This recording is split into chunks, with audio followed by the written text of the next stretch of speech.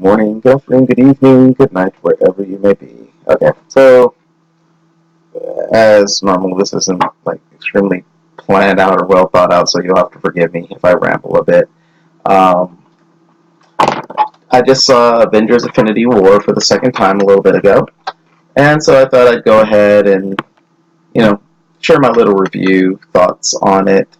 Um, Even though I know everybody else in the world got theirs out last week, obviously when it showed, and I thought about doing it, but I was like, actually, after I watch it again, then maybe I'll do it. Anyways, so how do we want to do this? I guess the best way I can think about it is we'll just kind of go through from top to bottom structure as we're reintroduced to characters, where we find each one, and my thoughts on it and the MCU state as a whole. I guess we'll think of that. All right. So, of course, this is extremely spoiler filled. So, if you have not seen the movie for some reason, and again, it's already hit. It's like I said, for me, it's Friday, May 5th. Not May 5th. I mean, not Friday. Saturday, May 5th. And it has hit $1 billion already, which means the majority, I think, of you have already seen this, if not once, multiple times. Yeah, like I have myself too. So, well, we're going full spoilers. If you have not seen it, you have been warned, and if you don't care, oh well. I'd recommend no. See with fresh eyes. But here we go. All right. So, from our very start, we start with the crew, we'll put it that way, the crew from Ragnarok, the end of Ragnarok, Asgard, which is a people, no longer a place, being decimated by Thanos. Him just wrecking shop. And we learn here from the beginning, so our first, I guess, true thing you want to think of Thanos, how bad this guy truly is. Again, there's been all this, he's been behind the scenes, he's been mentioned, through, movies, all the movies basically since, well, his, little turn and grin in Avengers, and then, little role in Guardians, fine, I'll do it myself at the end of Ultron. But we truly get an appreciation for how bad a man, a person Thanos is. And, this is one of the things after watching it a second time, which I was glad, again, his character is, his menace, if you will, his conviction for what he thinks is right is definitely not lost, after seeing it once, seeing it again. Whereas, like with all good villains, he thinks he's right. He doesn't see himself as the villain. Yes, he knows he's doing some things that are probably deplorable by most standards and will incur much sacrifice, which we'll get to, but he's doing what he feels it's right. Again, one of the first lines is, and now even just singing again, I can't remember whether he speaks it or one of the others character speaks it, is basically half of Asgard's people have been killed, which of course, which is a question many people ask later, is like, okay, because where we don't see Valkyrie, Korg, Meek from Ragnarok amongst, the other Asgardian people. So where did they go? And there could be lots of speculation, but it is even said that he's only killed half of the people, which is Thanos' MO, for those of you who don't know, to wipe out half of the population of the universe to bring balance to all things. And by that, meaning that, which he makes a good point, it's a villain, but, terrible idea, but brings up a good point that the universe is finite, and there are finite resources. So as long as humanity, as long as sentient beings continue to propagate, they will eventually overrun the finite resources, and hence they will then kill themselves because of decay, disease, etc., etc. Again, not a good way to find a way to achieve the goal of balance, but it's something you have to think about. I mean, and it's a logical point. So, again, we see from the beginning that he will do what needs to be done. He's wiped out half the Asgardian people. Heimdall, dead. Loki, he gets the Tesseract from Loki by threatening to kill Thor. Loki, of course, tries to betray him, first of all, you know, saying, the line that he was told before his demise in Avengers, we have a Hulk. And of course, we see Hulk come in, punch Thanos around a little bit, and, I'm sure some might be like, oh, the Hulk's taking him out. And then, of course, Ebony Maw, part of the Black Order, which I think the most fleshed out and a great character. I love the scenes with Ebony Maw throughout this movie, which we'll see. We'll discuss more. But, he's like, no. Well, as I said, crap, I'm forgetting Cole Obsidian. As Cole Obsidian, the big hulking member of the Black Order, was about to go in and step in to help Thanos, Ebony Maw's like, let him have his fun. And then, I mean, just from that line, this isn't going to be good. So, of course, Thanos just starts punching the crap and beats the crap out of Hulk. And, so that's when we see as he's, threatening Thor. Heimdall transports Hulk back to Earth with the last, begs the All-Fathers for their dark magic for one last transport. He's killed. As I said, Loki, after he tries to be Loki and double cross and do what he wants, he's taken out. And of course, we see Thor just between Heimdall, one of his best friends, and his brother, killed again. And this time, obviously, this ain't no game. Just distraught. Thanos gets a stone, blows the ship, leaves, and there's that. Then we go to Earth. We see Tony and Pepper, which it was great to see again. Great to see Gwyneth Paltrow. Even if it's just for a little bit, and I wish it had been more. I wish it had been a lot more. And, hopefully for the next Avengers, hopefully she wasn't one of the ones wiped out of existence. Again, spoiler alert, you should have seen this movie by now.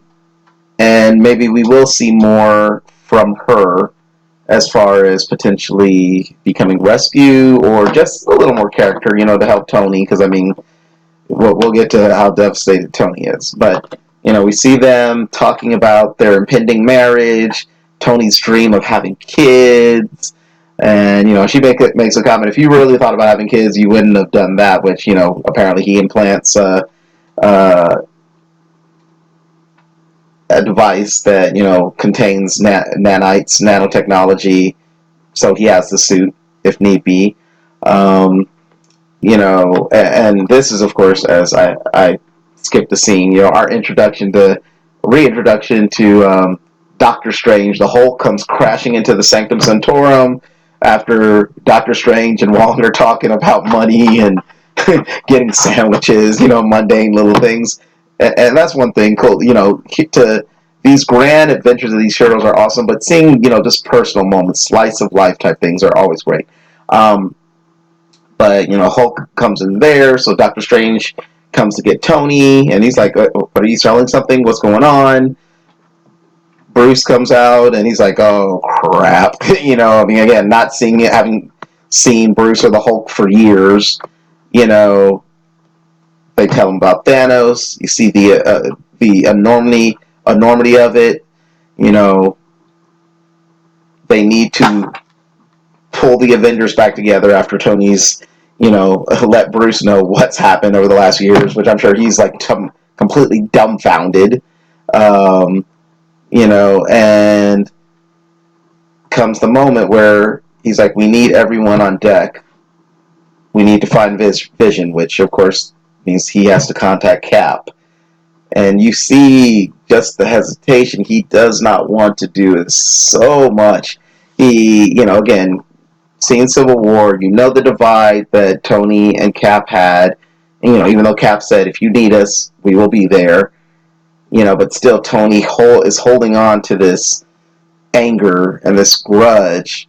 And I mean, you can just still see it in his face and his look as he's just holding the phone, what to do. And then, of course, the Black Order arrives on Earth, and then, we see again Cold Obsidian and Ebony Maw, which I just freaking love the scenes with Ebony Maw. I mean, from his grand proclamations, rejoice, for you are about to be sacrificed for the greater good, and in death you will become one of the children of Thanos. I mean, something along those lines. It's just so freaking out there, and he's so full of himself, but I guess he believes it so much.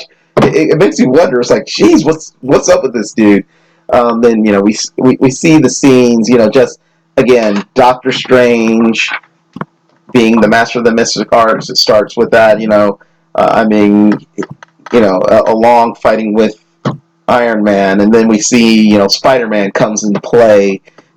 Banner can't get his Hulk up, for lack of better words. So they just kind of, it's like, hey, well, if your other green self isn't going to come, you got to get out of the way. Just awesome action and action and interactions with these characters.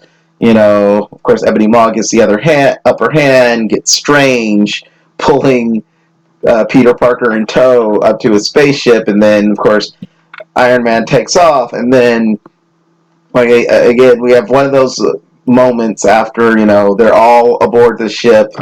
Tony, harkening back to the Avengers, like I said, when, Tony decided he would sacrifice himself if needed to get the nuke out of New York, going into space, losing that call to Pepper, or I mean, just losing everything.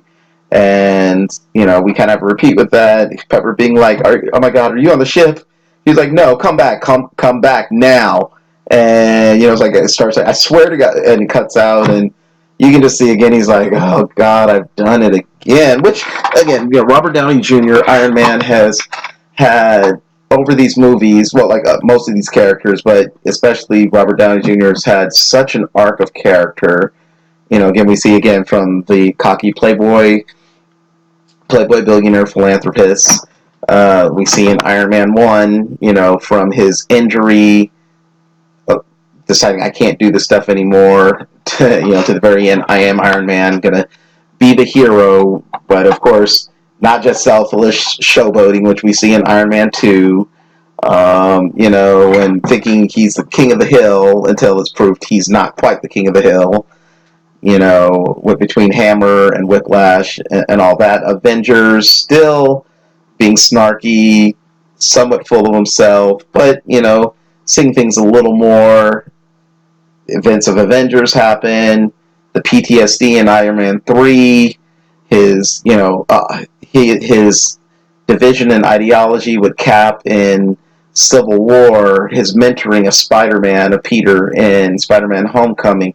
You just see this arc of this character over time, and again, it just the changes and who he is as a person is reflected in just his looks, in certain things. Again, be it from looking at that phone when he realizes he does need Steve and the Avengers that have broken off, to, again, that he's disappointed Pepper yet again in his life, which he I guess the love of his life, he has disappointed her yet again for what has to be done. Excuse me. And I mean, like I said, those are just, great scenes. And then, we go to space. We see the Guardians. Which again, I love the intro, to the Rubber Band Man song. It's just kind of funny. And again, we see the Guardians again, as this is, if I remember right, I can't remember how. It's a good period of time after Guardians of the Galaxy 2. Again, they've been this unit for a while. You see, of course, Quill singing to the song with Abandon, Drax sleeping, Gamora Drax sleeping, Gamora singing to it, which, before she was like, number one, she will not fall victim to his pelvic sorcery, to warming up to him a little more, in volume 2, but now just, being part of this team and obviously sharing something with Quill, and then, them responding to the distress single from Asgard at the very beginning, but of course with the motives of Gamora's like to help people, but of course Rocket, Peter, and them all were just like we'll try to get some money, if not maybe a ship or this or that, and then of course they come out of warp Star Trek, but out of hyperspace warp, whatever you want to put it, and we see the battlefield, nothing there. Then we have Thor splatting on the Milano. He's like, get him. Rock's like, windshield wipers, get him off, get him off. And they take him in. It's just funny again to see the character interactions between the Guardians in general is always so much fun. You see from everyone's in awe looking at Thor. Drax is like, after Quill's like, who is this dude? Drax is like, this is not a dude. You are a dude. This is a man, a good-looking man. You see Gamora feeling his muscles, Peter getting jealous. I mean, again, just all these character moments. It's funny as crap. Waking Thor up and his whole interaction, how he's got, and Chris Hemsworth. Again, another thing. You look at his arc from the original Thor to. I'm sorry. To the Avengers, to the Thor, the Dark World, Age of Ultron, becoming more and more comical as he's been around Earthlings more and more, and then of course we have Thor Ragnarok, serious, and the drama with his family of Asgardians, but also just having that humor and that sarcasticness and everything. So the back and forth with it, Star-Lord trying to copy his act. This is how I always talk. Just hilarious. And then just so many things. The figuring out, Gamora telling everybody of Thanos' plan, and the figuring out they have to go to nowhere to get the Reality Stone, and as they're talking about it, you can see Gamora knows something. Well, which you can pretty figure she knows where one of the stones is, but obviously isn't saying. And later she makes Peter make a promise to her because of that. But so that we see them separate. Rocket, who has taken the role of captain because Thor has automatically assumed that the rabbit, Rocket, which again, what he calls him a rabbit throughout the movie a number of times. It's just funny. It's not overwasted, at least to me, and I know a lot of the people just love it.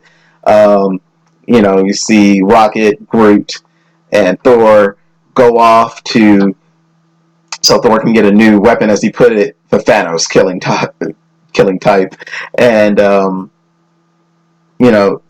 then you see the rest of the morons.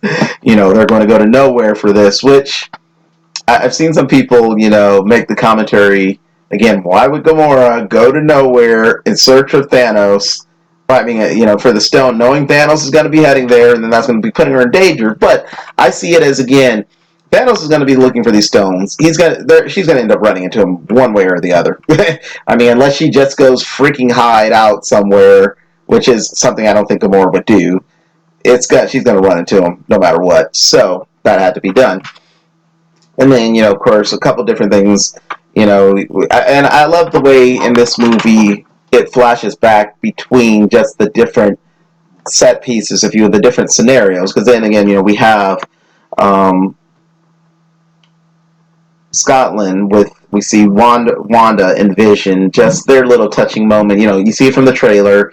Vision's in a human visage, and obviously he and Scarlet, which are a couple, as they said, 2 years, which I guess they're referring to, since Civil War, 2 years that they've had to steal these moments, any way they can. They still have their respective teams, but they've kind of allowed just to have this little time to themselves, to their love, and it's so sweet and stuff. But of course, then the gem warns them of the Black Order, Corvus Glaive, Proxima Midnight, showing up to try to wreak havoc, to take that gem, damaging Vision. But I mean, again, in these scenes, as well as in the movie, we truly get a sense for how powerful Wanda is and all this.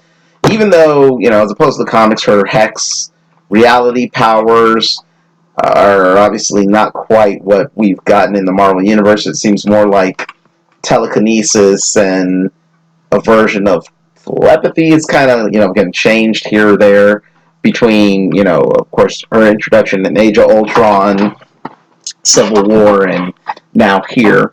But still, you see that she may be one of the most powerful people on the planet, if not period. Um, and of course, it was a great battle scene, which you know they're getting pounded by these two members of the Black Order, knocked into this train station, and then comes the moment that I know so many people have loved. I know for myself, the first time I watched it, and it was still cool. The second time I saw it, first time I watched it, hearing the audience's reaction, and again watching other people's reviews, it's a common sentiment that the audiences they were in, they loved the scene of when, again, this train goes by, you see Cap emerge as the Avengers theme starts playing, and then again we see Black Widow, Falcon, and just them coming in to save the day, be like, get away from our people, and them saving Wanda and Vision, and taking them away, trying to figure out what they're going to do next, and then, like I said, again, you go back to Ebony Maw, Doctor Strange, Iron Man, and Peter, who he had thought he had saved and got him off the ship, but he's still there. Just that whole scene. Peter's references, of course, aliens. Blowing Ebony Maw out of the created airlock. Just like the original Alien and the Queen and Aliens. You see that? See, it's just.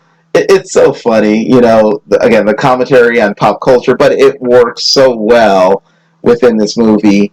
And of course, later Iron Man even makes comments of like, if one more pop culture reference out of you, but it's just so awesome. The Guardians getting to nowhere, seeing this whole scene play out where, Gamora and Drax, well, we're like, hey, this is our chance. He hasn't gotten the stone. This is our chance to kill him. This is our chance to get it done. And Gamora goes, kills him, as she thinks, and of course it's revealed to be a ruse. Dano has altered reality to see what she would truly do. But you can see that, as it's said from Guardians 1, she is a daughter of Thanos. I mean, she was, for lack of a better word, kidnapped by Thanos when he decimated half her people, which in the comics, I believe, is all of her people are killed. She's the last survivor. But in this, she's one of the half that were spared. And, excuse me, that ringing... sorry. but still, no matter what their relationship has been, like, again, this has been her father for basically the only father she's probably ever really known. And you see the pain on her face of, again, yes, he's evil and I hate him, but she loves him still. And it rips her to her core that she had to just kill him. And then, of course, you see again, Thanos wipes it all away.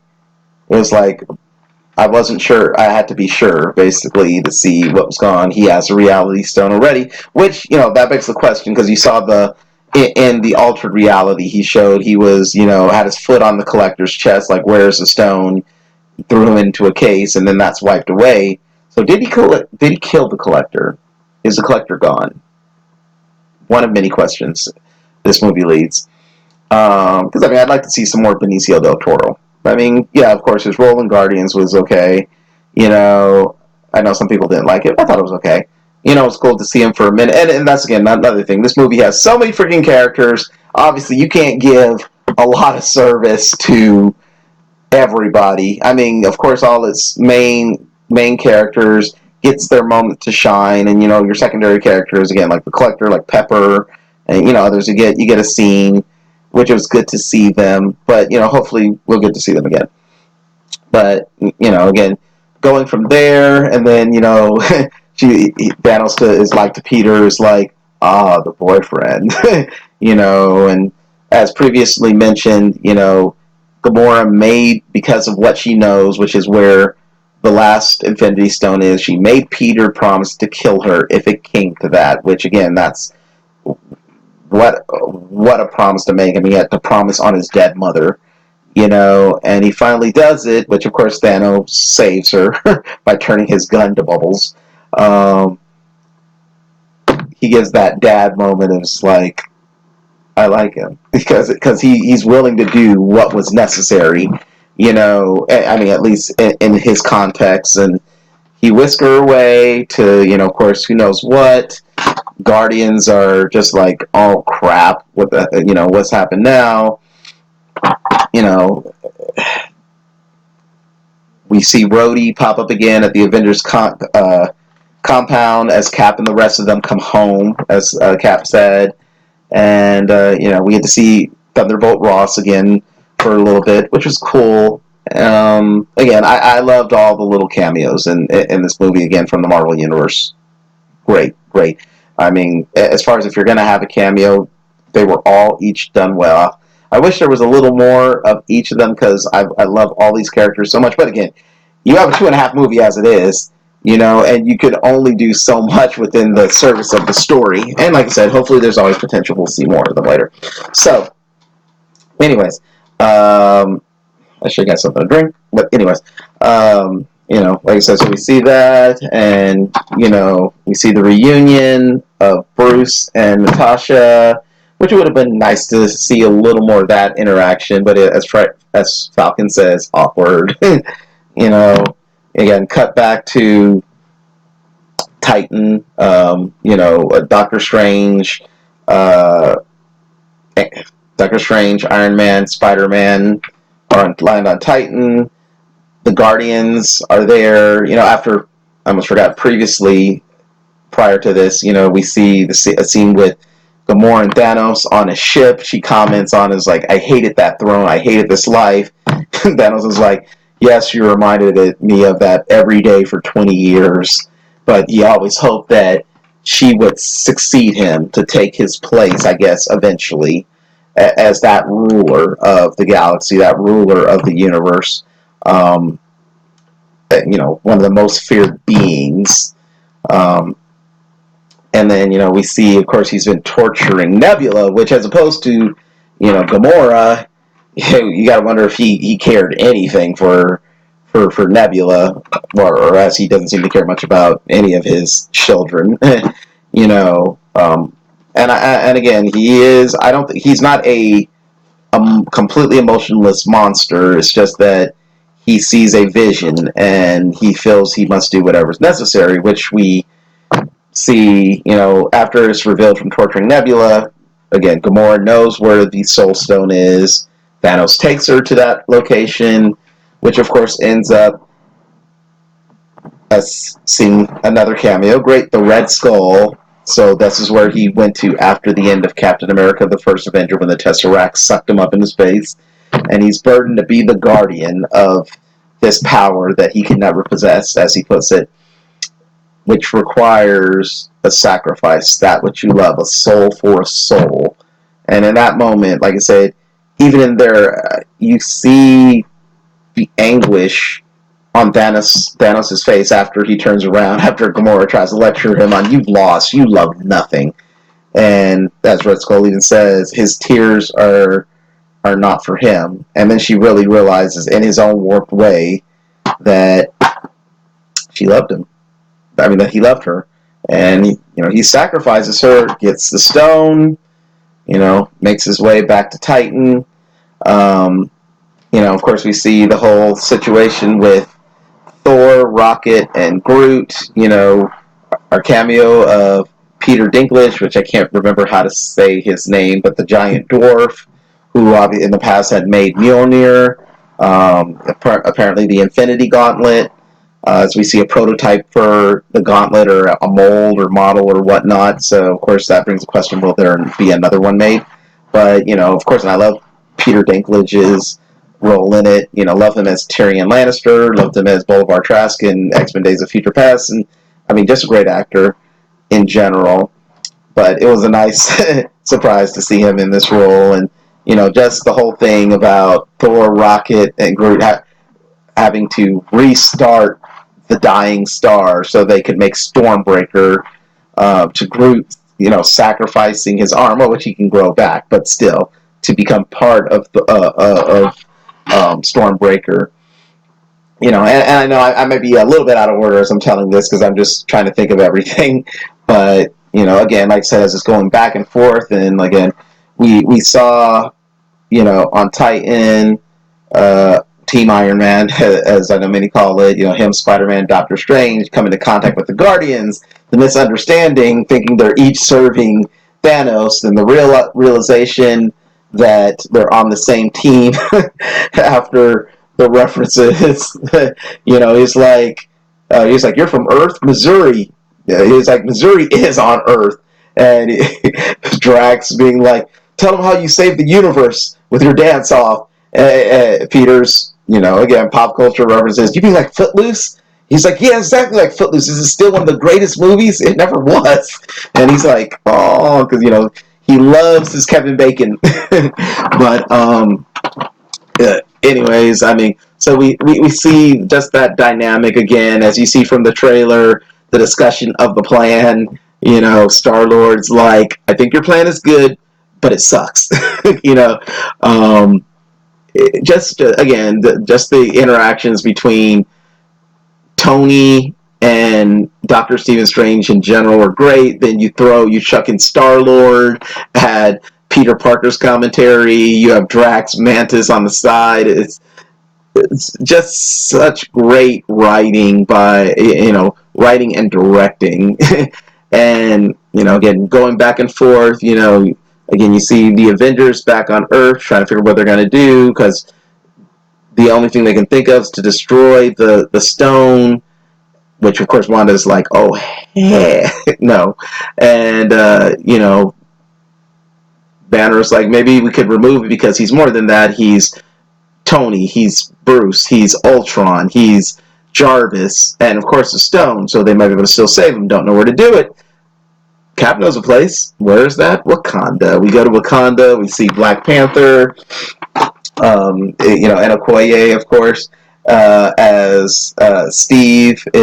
Steve and his Avengers are coming in, and again, just seeing that reunion. Bucky. It's just seeing all these characters over the past 10 years coming together was just freaking awesome, preparing for this war they know is coming to them.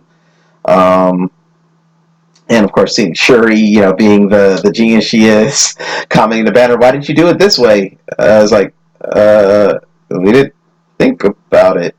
And granted, again, during Ultron, He and Tony kind of were rushed to do the things that they were doing, so we'll give it that. But again, Shuri is extremely intelligent, so, she might be smarter than Bruce. She might be smarter than Tony.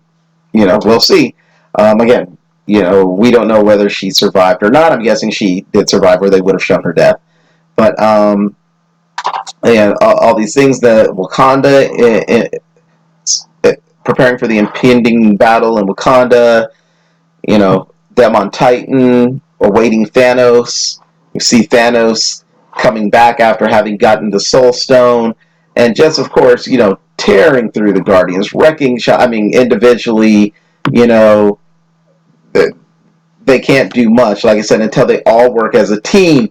All of them, it taking almost all of them to restrain them. I mean, after this, within this battle, I mean, Peter pinning down one of Thanos' arms with, webbing.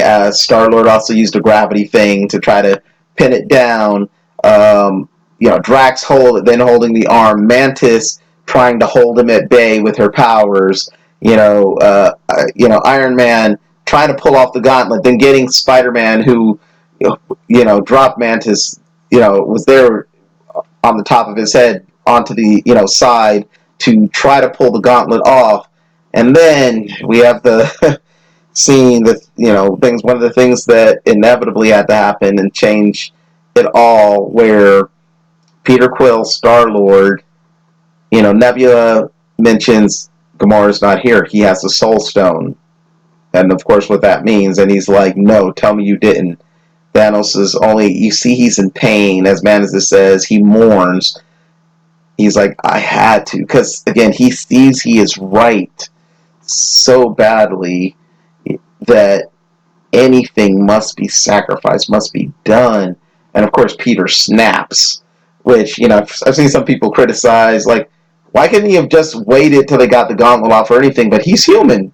Just like many of us as human beings, it was like, oh, hell no. It was like, you killed the woman I love.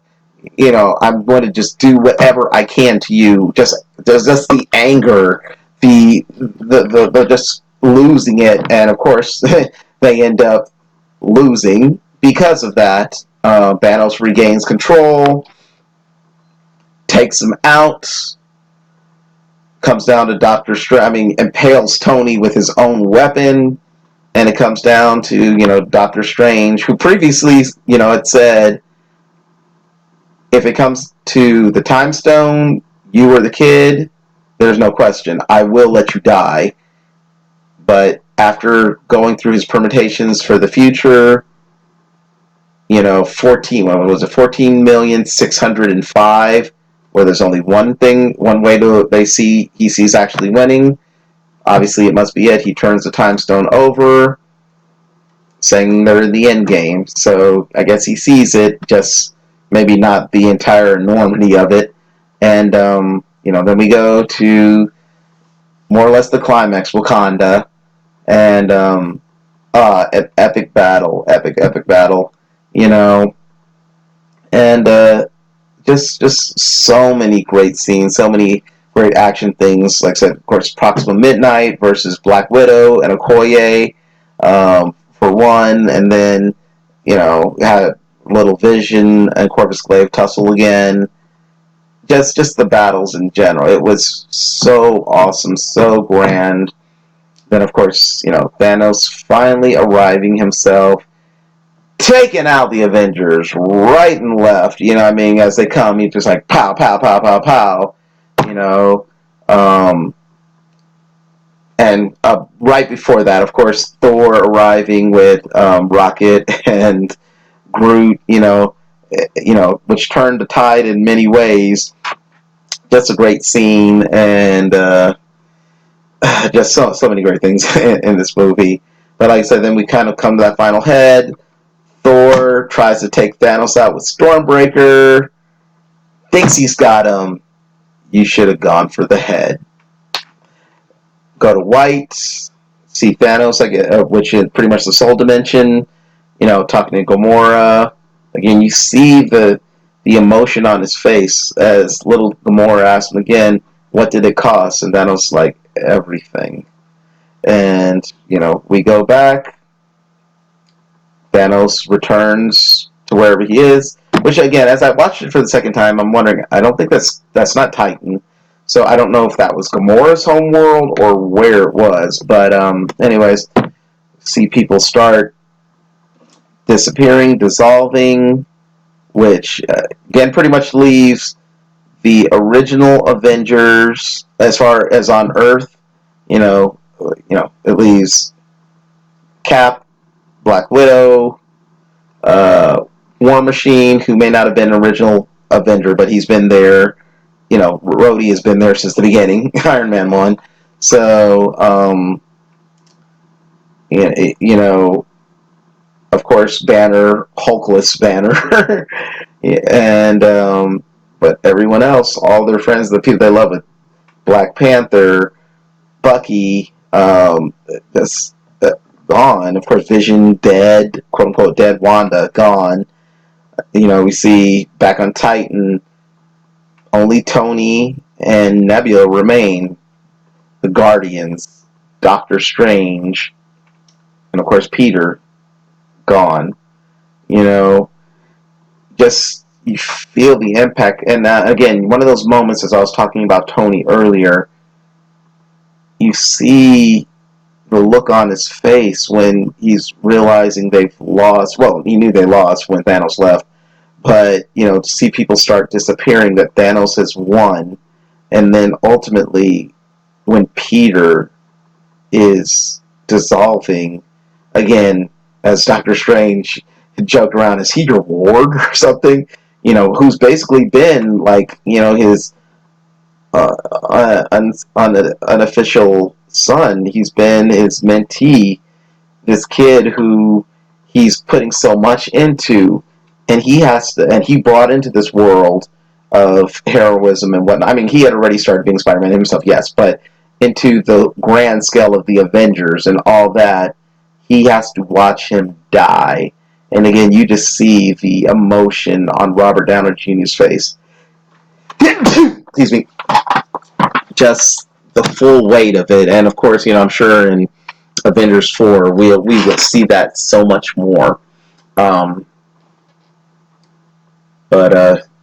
Yeah, and then, again, how does the movie end just the way Thanos said it would after he did this? Him just sitting there, watching the sunset, smiling. I mean, at first it was like you could tell there's the pain on his face, but still, ultimately, he's just like, I did it. It's done. And that's it.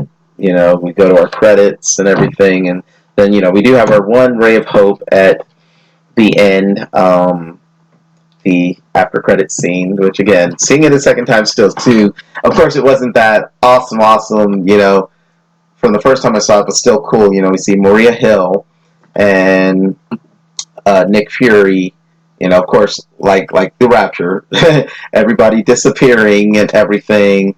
It was like, okay, code red to command. We gotta face this, and Maria Hill disappears. Sam Jackson starts disappearing as he pulls out, the pager to page Captain Marvel, who I guess will be our grand hope. And then, ending it with a mother, it's just awesome. And, again, such a great film. After, again, the second time I've seen it, I talked about it after the first time, and I just have to talk about it again. But, again, it is just so awesome to see all this stuff from the last 10 years culminating into this epic, this masterpiece. And again, watching it again, having seen the film, it's still freaking epic, and it flows. It goes by, 2.5 hours. Yes, you can kind of feel it. I mean, it's obviously a lot of stuff, and it takes a lot of time. But again, there's not a moment, at least to me, where you're like, okay, this is boring. Let's get it on. And you're done. No, it. Excuse me. Is just, again, a great movie, and I just look forward to I look forward to, again, Ant-Man and the Wasp. I'm sure it'll be a great movie and whatever it is. I look so forward to Captain Marvel. Again, to seeing the past, see young Coulson, Nick Fury, and to see how it plays into Avengers 4. And then, of course, Avengers 4, gotta wait a year. But it's going to be a year full of speculation, a year of, hopefully good announcements and all that. But, anyways, that is my review after my second watch of Infinity War. I'm sure, as in my other videos, you've heard my thoughts regarding regarding the movie to begin with, and I mean, a lot of this probably sounds redundant, but still, just thought I'd post this. And I will have to add, as I watched Agents of S.H.I.E.L.D. Yesterday, it's, I don't know if I want to say, not shoot in, because of course they had to address it, but their mention of, as they're dealing with their alien threat on Agents of S.H.I.E.L.D., then, mentioning it's also coinciding because of Thanos' impending visits, or, the destruction that will come from Thanos and his forces. It was a nice nod. As always with Agents of S.H.I.E.L.D., I mean, I love the show, but it would have been nice to have a little more connectivity, or at least if they had, maybe shown a scene from the movie, place it in like on a TV set or something. And maybe there was, and I didn't see it, but something, I mean, to really establish that connectivity and what's going on more. I mean, in the last episode, they did mention, have you heard what's going on in New York? But that's all. And then they have this, which I guess, again, takes place at where Agents of S.H.I.E.L.D. is right now, I guess, is taking place at the very beginning of Infinity War, when Ebony Maw and Cole Obsidian have first arrived to New York. So, if that's the case, that, I guess, kind of explains why there's just that one ship. Well, two ships, actually, because, again, Proxima Midnight and Corvus Glaive are also, in Scotland, for Vision, for the Mind Stone. So, it's not like, okay, there's a huge fleet, why did they not see this or anything? I can understand that, but I don't know. Again, like, that's one thing I've always wanted from this, is that, from the Marvel Cinematic and TV universe, just a little more connectivity. But it is, like I said, it was a nice little nod. It is what it is. I hope that on these last two episodes of S.H.I.E.L.D. coming up, that one, again, if it all supposedly does take place before Thanos gets back, then, I mean, that's it. They don't have to mention anything. But I do hope, and they didn't mention the Avengers, of course, so, Talbot, Graviton, whatever you want to call them now, mentioned fighting with the Avengers and whatnot. I do hope that there is more of a mention, connectivity, and that, maybe Nick Fury or Maria Hill will make a little cameo, somehow, again, as far as, like, maybe Coulson saying, this stuff is going down or whatever, and then that kind of leads into, not directly, obviously, but, whatever Fury and Hill were doing when they were driving, because I don't think it was just observation, I mean, just riding the streets for the heck of it, because, again, Fury's supposed to be dead, right? And Hill, whatever. Well, I mean, he's not supposed to be dead. He came back, after Ultron. But,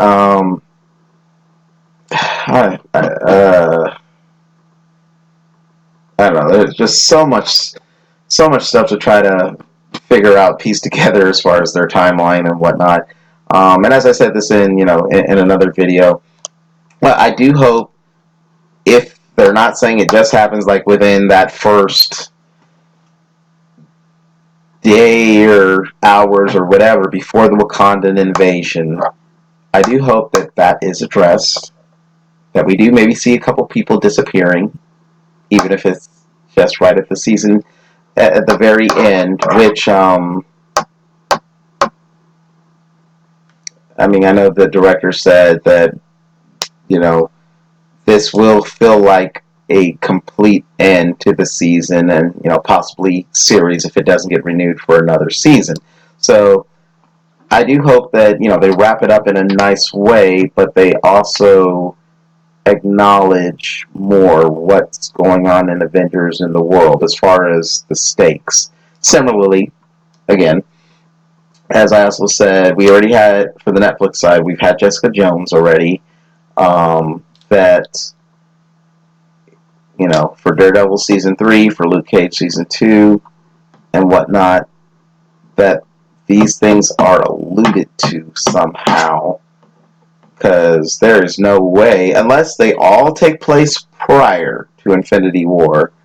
Again, if you're saying this is the same universe, unless they've, again, completely decided to scratch that idea, there is no way they cannot address this if there is any connectivity. Any. And again, I that's what I love, as a comic fan, as I've always loved. I mean, I love, of course, the stories of these heroes in themselves, but again, especially the crossovers, that's these epic stories. Again, like I said, the connectivity, the interaction is what I have always loved. And, again, as I even speak about this, makes me want to go go upstairs to my mom's room and dig through my long boxes, to, pull out the comics, all the comics I have that make up some of these events. Of course, mainly I have X-Men ones, so X-Men events or, X-Men Avengers or the grand Marvel events, like, of course, Civil War and whatnot. Or I have a couple, the trades that I do have that collect these. Makes me want to just go through and relive some of these. But, yeah, anyways, I got on a total tangent after my discussion of Civil War, and then, like I said, total tangent in terms of the TV universe. But the things I hope to see, and if you're fans of the TV stuff as well, I'm sure you do hope to see some of it too. Speaking of which, anybody, again, anyone who has thoughts on that, the movies versus / along with the TV universe, please leave me a comment. Leave me your thoughts, because I'd like to know what other people think about it. I mean, again, of course, of the MCU in general, of Infinity War, where you think it might go from here on, and, throw in the TV aspect if you're a fan of the series as well. So, I end this rambling video, which may have made very little sense whatsoever, with a thank you for watching once again. As always, feel free to share, subscribe, give me that like, hopefully, rather than dislike. I hope there's nothing that you dislike. And like I said, please leave me a comment. Let me know your thoughts on this universe, on the movie, obviously, on this video, and whatever, really, as long as you're not being a troll. I welcome all thoughts, ideas, or whatnot. So, thank you once again.